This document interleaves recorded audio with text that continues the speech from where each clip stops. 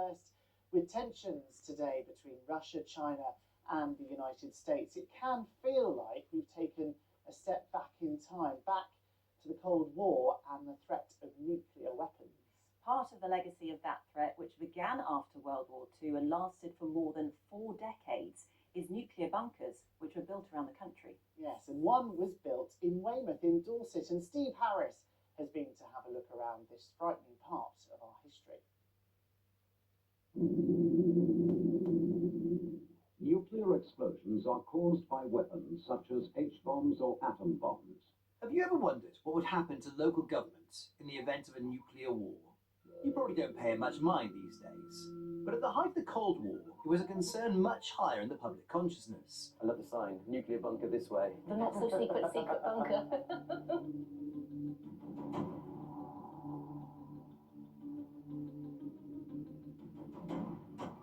This is one of 4 original blast doors that would have protected whoever was inside from the radiation.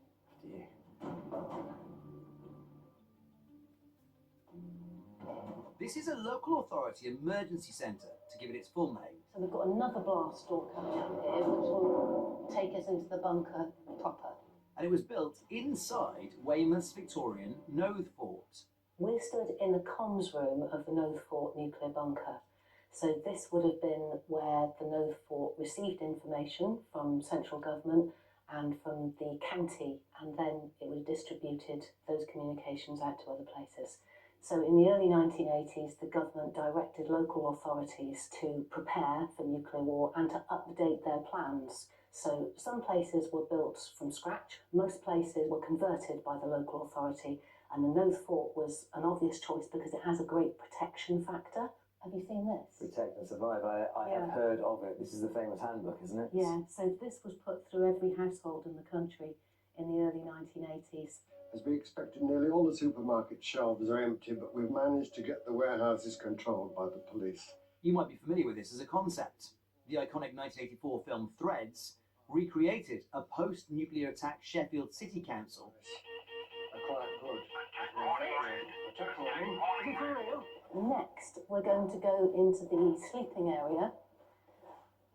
So it's thought that the local authority would have earmarked about 90 people to come in and staff the bunker, but they estimated that only 1 in 3 would show up because most people wouldn't want to leave their families. Right. We had 2 main groups of people here.